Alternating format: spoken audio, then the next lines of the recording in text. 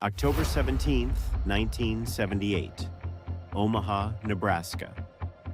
A man hasn't shown up for work in 2 days. That's not like him. He's quiet, reliable. The kind of guy who's never late and never absent.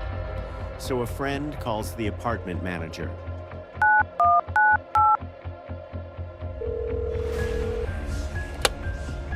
Go check on him. The manager knocks. Nothing. He looks through the mail slot and he sees a body on the living room floor. What police find inside that apartment will become one of the strangest, most arrogant pieces of evidence ever left at a crime scene. A clue so bold, so taunting, that the killer practically dared anyone to catch him. It would take 33 years, a stolen Buick, and a piece of technology that didn't exist yet to finally take him up on it. His name was Carroll Bonnet, 61 years old. He worked at Clarkson Hospital in Omaha. Steady job, quiet life, lived alone. When firefighters forced their way into his apartment that day, what they found told a story before anyone said a word. Bonnet was on the living room floor, face down, naked. A single stab wound to his torso. The apartment, normally tidy by every account, looked like a struggle had moved through every room. The telephone cord had been cut, deliberately. Like someone wanted to make sure that no matter what happened, Bonnet would never be able to call for help. Police cataloged the scene piece by piece. Empty beer cans, cigarette butts in the wastebasket, newspapers scattered across the floor, 3 towels near the body. And then, in the bathroom, something that would matter more than anyone realized at the time.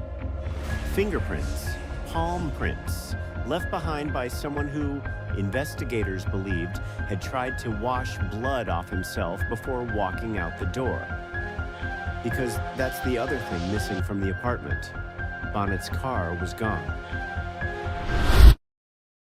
But it's what the killer left behind that makes this case different from almost any other. A note, handwritten, sitting right there at the scene, like it was meant to be found. It read, "I am leaving this crime with only one clue. Find it yourself. Die, pig." Signed, not with a real name, but with a single word. Helter. A killer who wanted credit.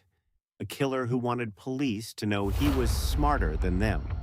A killer confident enough to leave a taunt at the scene of his own crime. He had no idea how right and how wrong that confidence would turn out to be. Investigators had a starting point at least.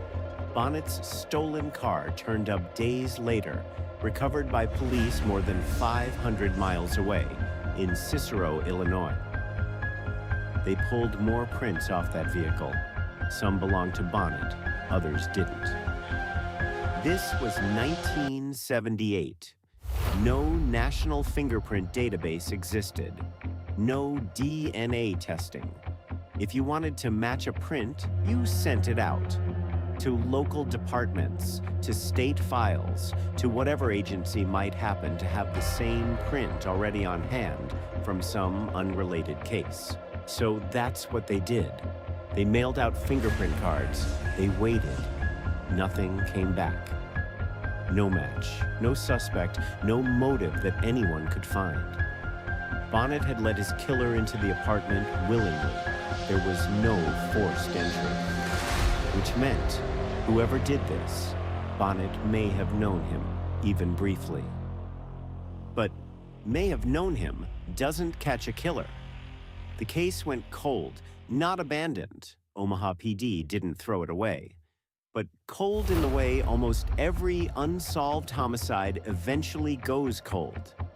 The file gets a box. The box gets a shelf. The years start piling up on top of it. Carroll Bonnet's killer walked free for 3 decades. He moved around. Missouri, Florida.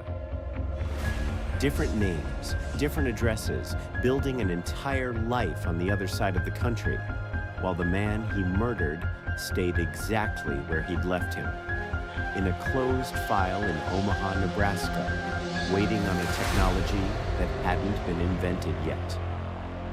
Fast forward to December 2008. 30 years after Carroll Bonnet's murder, the Omaha Police Department's Cold Case Unit gets an unexpected fax. The Florida Department of Law Enforcement is asking a routine question about old evidence, completely unrelated on the surface. But it's enough to make someone in Omaha pull the Bonnet file back out.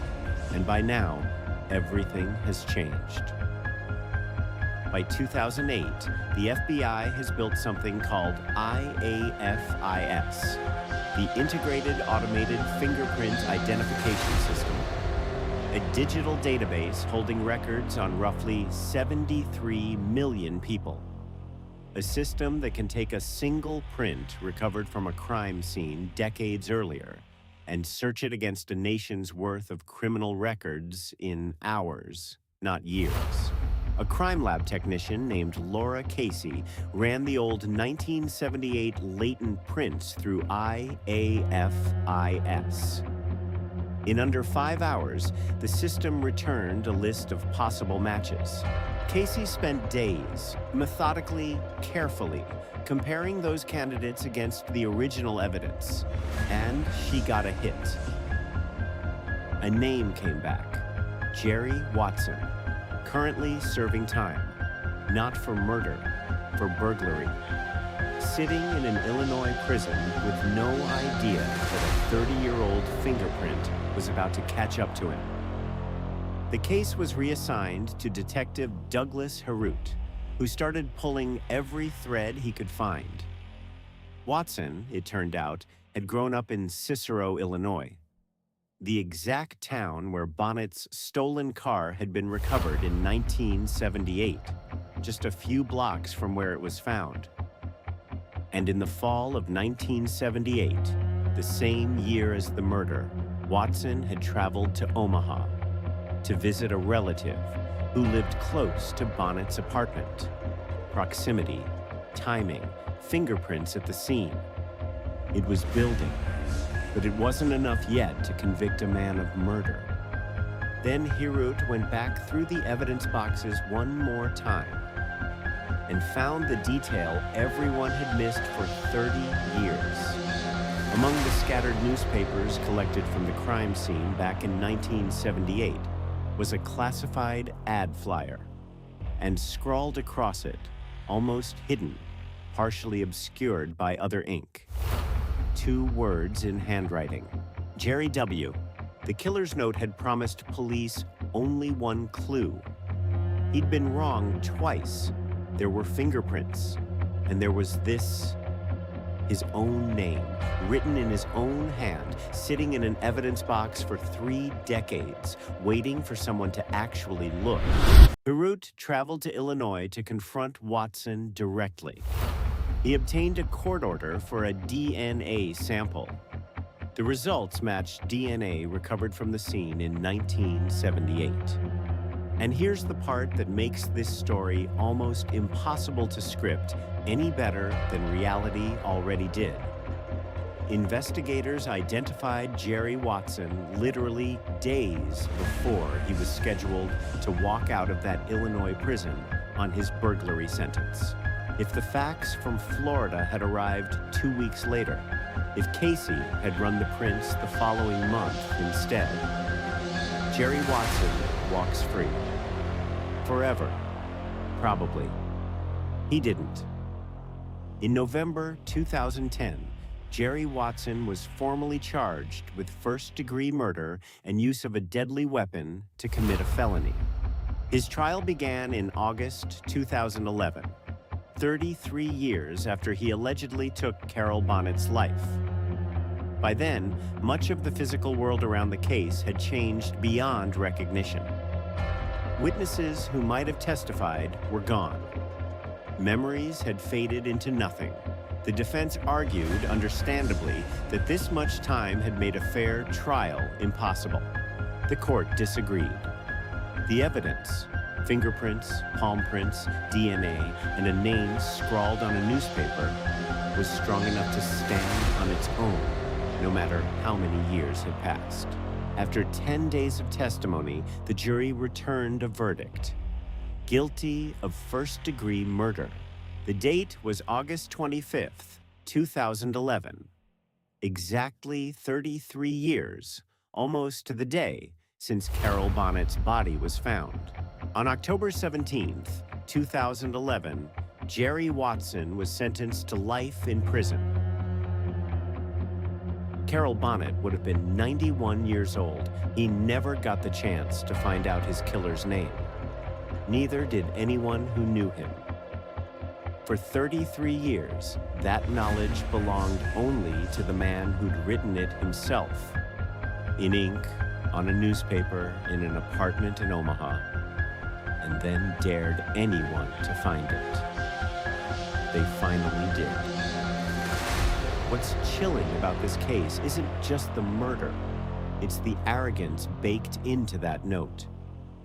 I am leaving this crime with only one clue. Find it yourself. He thought he was taunting investigators with a single, untraceable detail. He didn't realize he was leaving two. Fingerprints that would outlast every excuse 1970s technology had for missing them, and his own name in his own handwriting, sitting quietly in an evidence box until the right person finally looked twice. Carroll Bonnet's case is a reminder of something true crime tells us again and again. Cold doesn't mean closed. Sometimes justice isn't fast. Sometimes it just waits for the right Tuesday in December, 30 years later, when someone reopens the box. If you want cases like this, solved, documented, real, let me know in the comments which cold case you want covered next.